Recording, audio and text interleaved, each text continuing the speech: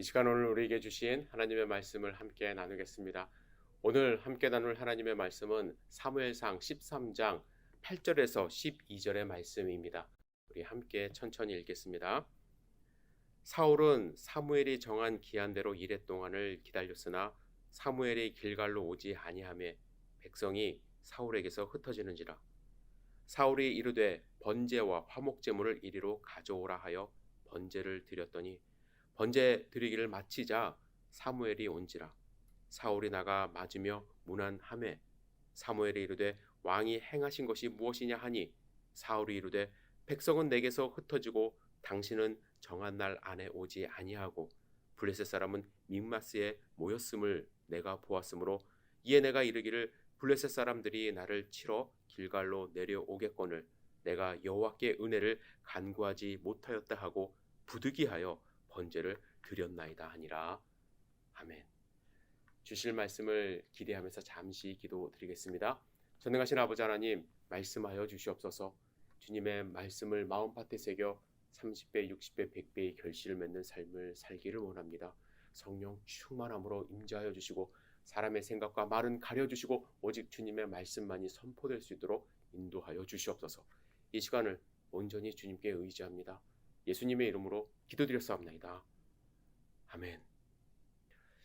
오늘 본문의 내용은 사실 지난 5월에 제가 사무엘상 14장의 말씀으로 사울은 왜 그랬을까라는 주제로 말씀을 나누었는데 그때와 같은 배경의 말씀입니다.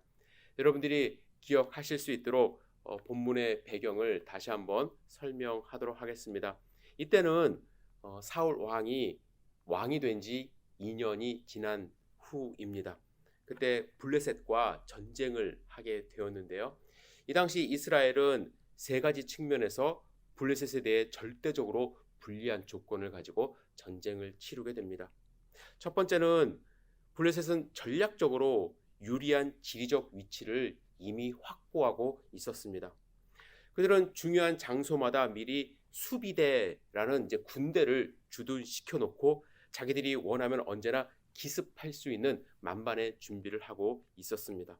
특히 이번에는 13장 5절에 보면 이스라엘 영토의 한 복판에 있는 믹마스라는 곳까지 와서 수비대를 주둔시켜 놓은 그러한 상태였습니다. 두 번째로 블레셋은 압도적인 병력을 가지고 이스라엘을 위협했습니다. 5절에 보시면 블레셋 사람들이 이스라엘과 싸우려고 모였는데 병거가 3만이요 마병이 6천 명이요 백성은 해변에 모래같이 많더라. 그들이 올라와 벳 아웬 동쪽 밋마스에 진침해라고 말씀을 합니다. 당시 전체 인구로 따져보면 이스라엘이 좀 더 많았다고 하지만 지금 전투에 참여하는 군인들을 비교해 봤을 때 이스라엘은 3천 명밖에 되질 않았습니다. 그리고 14장에 보시면은요, 도망병들이 많이 생겨서 사울 주변에는 고작 600명의 군인들밖에 없는 그러한 상태입니다. 그런데 그들은 병거가 3만, 마병이 6천, 백성은 해변에 모래같이 많이 모여서 전투에 임하고 있는 그러한 상황입니다. 세 번째, 블레셋은 아주 고도로 발달된 철 무기를 독점하고 있는 그러한 상황입니다. 당시 이스라엘은 청동기 문화 수준을 벗어나지 못한 그러한 상태였고 사울과 요나단을 제외한 군인들은 전쟁 무기라고 해봐야 활과 투석기, 돌을 이렇게 물맷돌 만들어서 던지는 그 정도의 무기를 갖고 있었습니다. 반면에 블레셋은 일찍이 해쪽 속의 철기 문화를 받아들였어요. 그래서 신무기를 개발한 그러한 군사 강국입니다. 여러분, 이게 얼마나 큰 차이가 있냐면요, 단순하게 팔씨름, 힘이 누가 더 센가 이런 차원이 아니에요. 여러분, 철을 다스리기 위해서는요, 불을 1500도 이상 높여야만 한다고 합니다. 청동은 1000도 정도에서 녹이고 다스릴 수 있었는데 그만큼 철을 다스린다는 것은, 철을 가지고 무기를 만든다라는 것은 고도로 발달된 기술이 그들에게 있었다라는 것입니다. 문화적인 차이가 분명히 있었다라는 거예요. 이런 상황에서 전쟁을 치르는 사울을 한번 여러분 생각해 보시기 바랍니다. 여러분들이 만약에 이스라엘의 왕 사울이었다고 한다면 어떤 마음으로 지금 전투에 임했을까요? 무엇보다도 왕으로서 업적을 남기고 싶은 그런 열정도 있었겠죠. 사울은 작은 베냐민 지파 출신으로 왕이 되었기 때문에 그를 따르는 무리들이 그렇게 많지 않았습니다. 하지만 이번 기회에 승기를 잡아서 온 이스라엘 백성의 영웅으로 이제 우뚝 서기를 원한 그런 마음도 있었을 거예요. 하지만 불안한 마음도 있었겠죠. 과연 이 전투에서 승리할 수 있을까? 승리는 고사하고 살아남을 수 있을까? 아들과 함께 참여하는 전투인데 무참하게 패배해서 둘 다 죽는 것은 아닌가? 여러 가지 감정이 교차되는 상황 속에서 마음이 조급해졌을 거예요. 이 상황이 빨리 끝나기를 바랬을 것입니다. 어떻게 해서든지 좋은 결과를 얻고 싶었을 것입니다. 그래서 조급한 마음에 하지 말아야 할 행동과 말을 하게 되는 거예요. 첫 번째, 그가 하지 말아야 될 행동은 무엇이었냐면 스스로 제사를 드리는 것입니다. 전투를 시작하기 전에 제사장 사무엘이 7일 기다리라고 이야기를 했습니다. 그런데 사무엘이 정한 기한에 오지 않자 기다리지 못하고 번제와 화목제물을 가지고 오게 하여 제사를 드려버린 거예요. 사무엘이 도착해서 어떻게 이런 일이 있냐고 다그치자 사울이 이렇게 대답하지 않습니까? 백성이 내게서 흩어지고 당신은 정한 날에 오지 않고 블레셋 사람들은 믹마스에 모였음을 내가 보았기 때문에 부득이하여 번제를 드렸나이다. 백성들이 흩어지고 있어요. 1000명 있던 사람들이 600명으로 줄었어요. 블레셋은 수만 명이 전투하기 위해 모였습니다. 이스라엘은 전쟁에 참여하기 전에 반드시 하나님의 은혜를 간구하는 제사를 드려야 했는데 이 제사도 지금 못 드리고 있으니까 사울의 마음이 급해진 거예요. 제사 드리고 빨리 전투에 참여하고 싶은 생각이 든 것입니다. 그의 입장이 이해되지 않는 것은 아니에요. 하지만 7일이 아니라 70일이 지나도 절대로 하지 말아야 할 것이 있는데 바로 왕이 제사장이 되는 것입니다. 여러분, 이스라엘은 신정국가입니다. 신정국가라 하면 하나님이 다스리는 그러한 나라라는 것이죠. 왕도 하나님이 세운 종에 불과합니다. 왕은 절대적으로 하나님의 말씀에 순종해야 하는 종입니다. 그것이 바로 이스라엘이에요. 그런데 사울은 급한 마음에 스스로 제사장이 되어 하나님을 자기 뜻대로 움직이려고 하는 사람이 된 것입니다. 사울은 정치적인 힘으로 종교까지도 통합하려는 무모한 행동을 했기 때문에 질책을 받은 것이에요. 두 번째로 그는 하지 말아야 할 말, 즉 명령을 하게 됩니다. 사울이 블레셋과 싸우는 군인들에게 이상한 명령을 내렸어요. 14장 28절 군인들이 이렇게 얘기합니다. 그때의 백성 중 한 사람이 말하여 이르되 당신의 부친이 백성에게 맹세하여 엄히 말씀하시기를 오늘 음식물을 먹는 사람은 저주를 받을지어다 하셨나이다. 그러므로 백성이 피곤하였나이다 하니 사울은요 급한 마음에 전투에 나가는 군인들에게 오늘 음식을 먹지 말라고 명령을 내렸어요. 왜 이런 명령을 내렸을까요?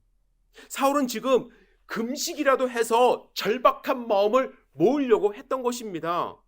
사울에게 이 전쟁의 승리가 얼마나 절실했는지 보여주는 명령 아닙니까? 하지만 이 명령은 어떤 결과를 초래합니까? 아들 요나단이 아버지의 명령을 어기게 되었고요. 수많은 군사들이 전투에서 끝난 후 너무나도 배가 고파 고기를 피채 먹게 됨으로써 율법을 어기게 되는 그러한 결과를 초래하게 만들었습니다. 여러분, 이 전쟁의 결과는 어떻게 되었을까요? 다행히 이스라엘이 승리했어요. 그런데 문제가 있어요. 역사는 이 전쟁의 승리의 결정적 요인은 요나단에게 있었고 그와 함께한 여호와 하나님 때문에 승리했다고 기록하고 있습니다. 역사는 사울의 말과 행동 때문에 승리했다고 기록하지 않습니다. 오히려 이 전쟁을 통해서 사울은 승리의 요인에서 제외되었고 하나님으로부터 멀어지는 결과를 가져왔어요. 14장 14절 15절 함께 읽어보도록 하겠습니다. 시작. 요나단과 그 무기를 든 자가 반나절까지 땅 안에서 처음으로 쳐 죽인 자가 20명가량이라. 들에 있는 진영과 모든 백성들이 공포에 떨었고 부대와 노략군들도 떨었으며 땅도 진동하였으니 이는 큰 떨림이었더라. 요나단이 처음으로 20명가량을 죽였을 때 땅이 떨었다고 이야기를 합니다. 그리고 23절에 이런 말씀이 있습니다. 여호와께서 그날에 이스라엘을 구원하심으로 전쟁이 베다윈을 지나니라. 여러분, 사울은 조급함에 제사도 드렸고요, 급한 마음에 군사들에게 이상한 명령도 내렸지만 결국 하나님의 명령을 어긴 왕이 되었고 백성들에게 신임을 얻지 못하는 왕이 되었어요. 이 전쟁의 승리는 여호와 때문에 일어난 승리였고 오히려 그의 아들 요나단 때문에 승리를 얻게 되었다고 역사는 기록하고 있습니다. 저는 사울왕에 대해서 묵상하면서 사울왕이 보인 조급함에 대해서 생각해 보았습니다. 여러분, 조급함은 무엇일까요? 먼저 드리고 싶은 말씀은 이 조급함과 성격이 조금 급한 것과는 좀 구분을 할 수 있어야 돼요. 자기가 성격이 좀 급하다고 해서 여러분들 그것이 바로 이 조급함으로 연결된다고 생각하지 않으셨으면 좋겠어요. 예를 들면 내가 해야 할 숙제, 과제가 있습니다. 이 과제를 미리미리 하는 것, 그거 급한 거, 조급한 거 아니에요. 성격이 좀 이제 급한 것과 이제 조급한 마음으로 뭔가를 결단하는 것은 좀 다르다라는 얘기예요. 약속 시간보다 조금 일찍 준비하고 일찍 출발하는 것, 그것이 조급한 게 아니에요. 저는 그렇게 생각을 합니다. 조급한 것은요, 준비가 안 된 상태로, 자격을 갖추지 못한 상태로, 또한 정보가 충분하지 않은 상태로 그 상황을 벗어나고자 쉽게 결단하고 행동하는 것, 저는 그것이 조급함이라고 생각을 합니다. 조급하지 말아야 된다고 그래서 여러분들 느긋해야 된다라고, 이제 느릿느리게 해야 된다라고 오해하지 않으셨으면 좋겠어요. 나는 조급하지 않아 라고 하면서 약속 시간 다 되어서 집에서 나오는 것, 나는 조급하지 않아 라고 하면서 시험 준비를 계속 뒤로 미루는 것, 이것은 조급하지 않은 것이 아니라는 거예요. 그건 게으른 거예요. 게으른 것과 조급하지 않는 것, 그건 또 구분을 해야만 합니다. 그럼 조급함이란 무엇일까? 정신분석학자 칼 융은 조급함은 마귀에서 나온 것이 아니라 그 자체가 마귀라고 이야기를 했어요. 그렇다면 왜 이 조급함은 그 자체가 마귀, 즉 악한 모습이라고 이야기를 할까? 첫 번째, 조급함은요, 불신으로부터 오는 불안감이 그 원인이기 때문에 우리가 극복해야 할 악한 모습입니다. 사울은 불안해했어요. 지금 당장 제사를 드리고 전쟁에 나가지 않으면 군사들은 다 흩어질 것이고 이 전쟁에서 질 것 같은 불안감이 그에게 엄습한 것입니다. 그렇다면 그 불안감의 원인은 무엇일까요? 불신이라는 거예요. 믿음이 없는 거예요. 사울은 지금 하나님이 그들과 함께하고 있음을 믿지 못해요. 전능하신 하나님, 전쟁을 하시는 그 하나님이 그와 함께 있음을 믿고 있었다면 그는 불안감에 휩싸이지 않을 것이고 조급한 마음으로 제사를 드리지 않았을 거예요. 사무엘을 기다렸겠죠. 자기가 할 수 없는 일을 나서서 하지 않았을 것입니다. 오히려 요나단은요, 이 전쟁이 하나님께 속한 것이고 하나님이 일한다는 확신이 있었어요. 그래서 그는 자기가 할 수 있는 일을 찾은 거예요. 할 수 없는 일을 건드린 것이 아니라 할 수 있는 일을 찾았어요. 14장 6절에 보시면요, 요나단이 자기의 무기를 든 소년에게 이르되 우리가 이 할례 받지 않은 자들에게로 건너가자. 여호와께서 우리를 위하여 일하실까 하노라. 여호와의 구원은 사람이 많고 적음에 달리지 아니하였느니라 라고 하면서 적진으로 달려갔어요. 요나단은 하나님을 의지했습니다. 의지한다고 해서 아무것도 안 하고 그냥 가만히 있는 것이 아니라 그가 할 수 있는 일, 해야 하는 일을 찾아서 그는 조금씩 나아간 것입니다. 두 번째로, 조급함은 이 상황을 내 힘으로 통제할 수 있고 또 통제해야 한다는 교만한 마음을 주기 때문에 조급함은 악한 모습이에요. 그래서 조급함을 멀리 해야만 합니다. 제가 미국에서 처음으로 교통사고 당했을 때 일을 언젠가 말씀을 드렸습니다. 제가 사고를 당했을 때 출근 시간이었어요. 저는 등교 시간이었고 신학교에 있었기 때문에 교통량이 아주 많은 큰 도로에서 있었던 일입니다. 뒤에서 오던 운전자가 아침에 졸음 운전을 한 거예요.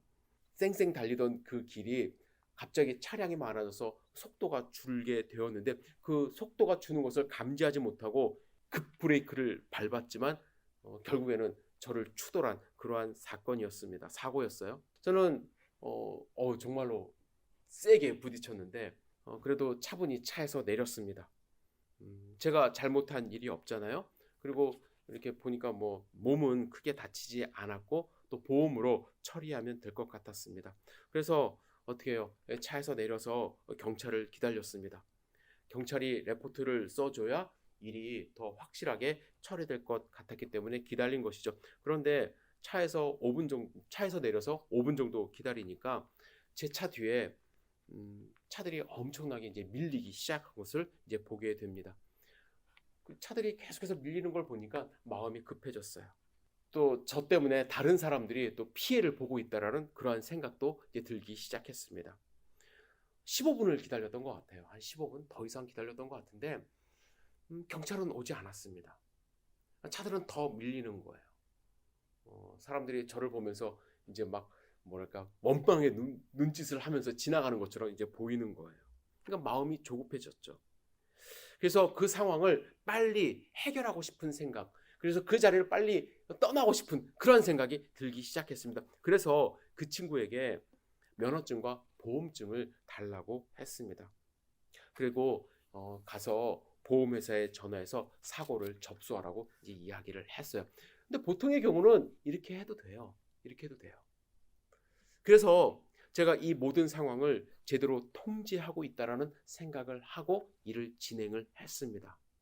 속으로 교통사고를 미국에서 처음으로 있는 일, 영어도 잘 안 되는데 이 교통사고를 처리하고 있다는 생각으로 대견하다라는 생각도 했었던 것 같아요. 그런데 여러분 마음이 조급해지면요, 이 상황을 제대로 보지 못하게 해요. 빨리 그 자리를 피하고 싶은 마음에 내가 모든 것을 통제하고 있다라는 착각을 하게 합니다.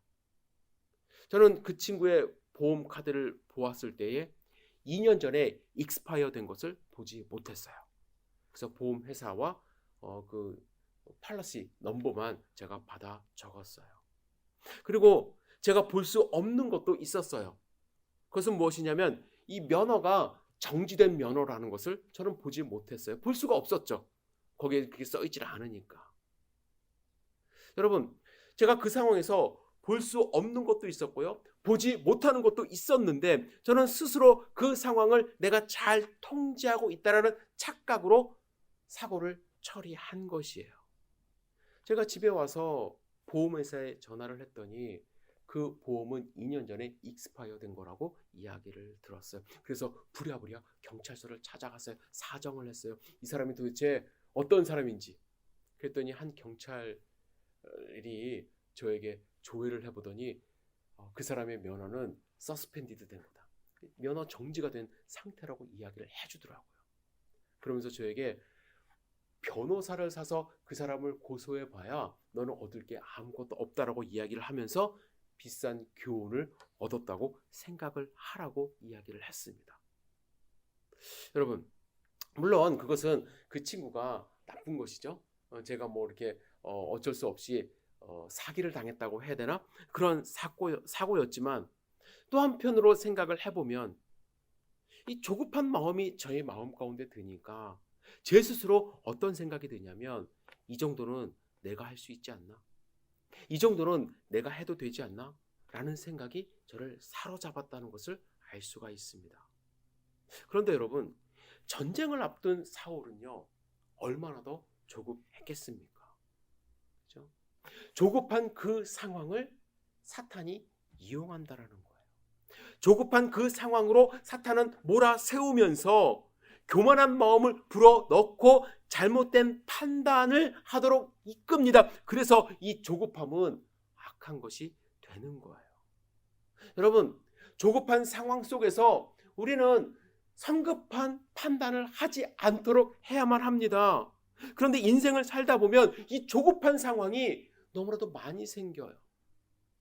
사탄은요, 이 조급한 상황에 우리를 몰아넣습니다. 사탄은 이 조급한 상황을 만들어서 우리가 교만한 판단을 하게 하고 급하게 판단하고 말을 하게 함으로써 우리를 무너뜨려요.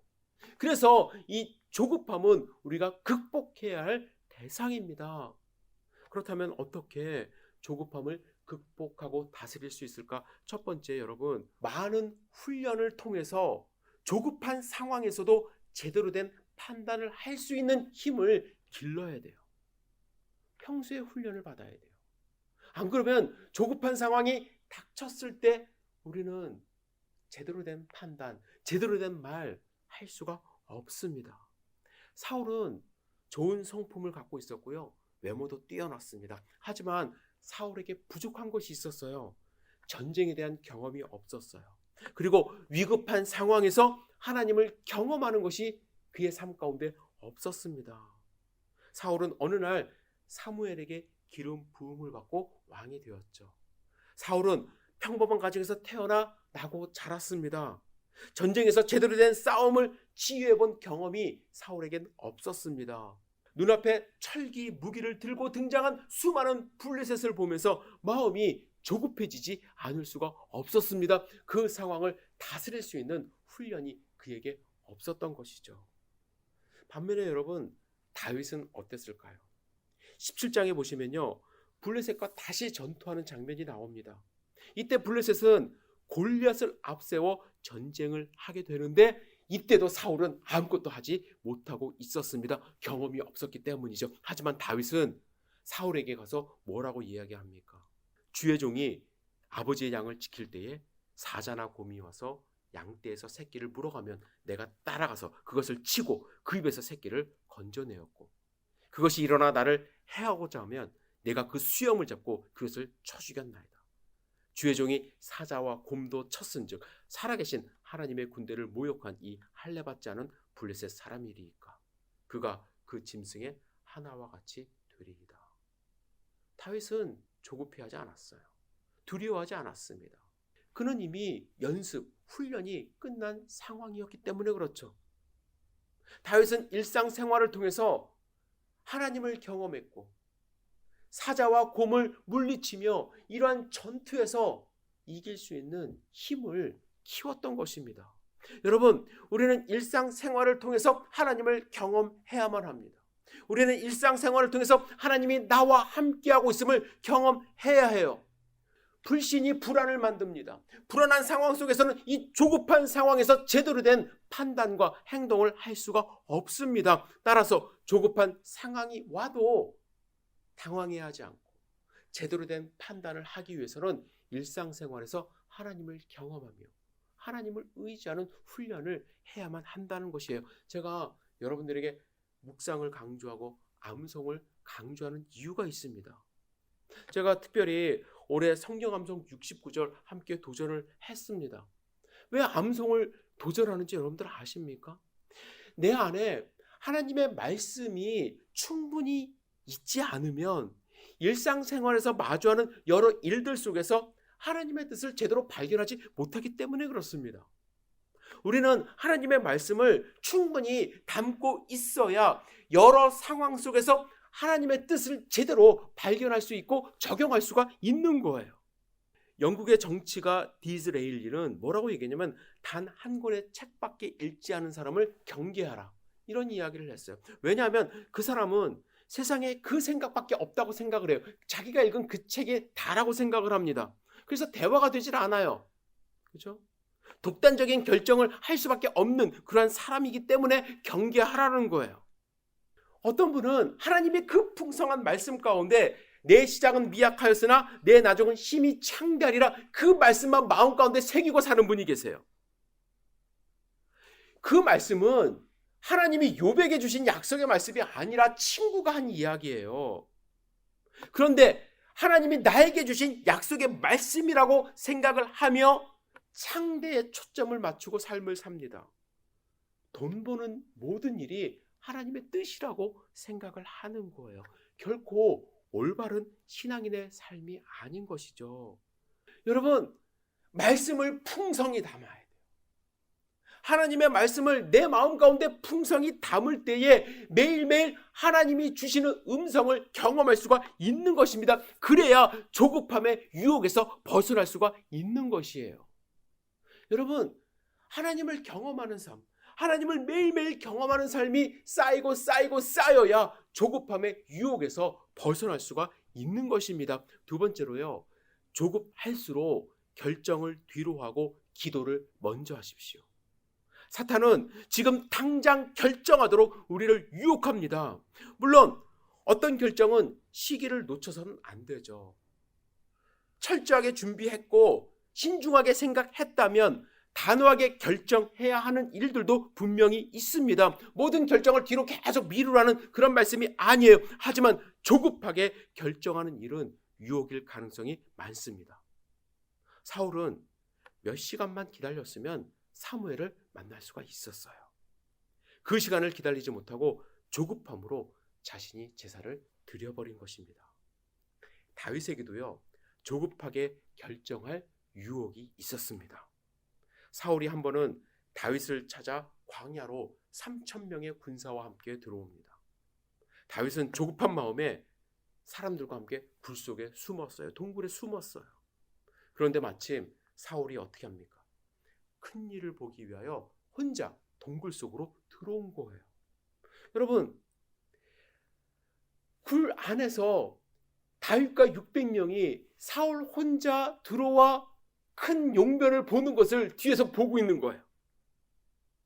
다윗의 부하들은 난리가 났습니다. 지금 바로 사울을 처리해야 합니다.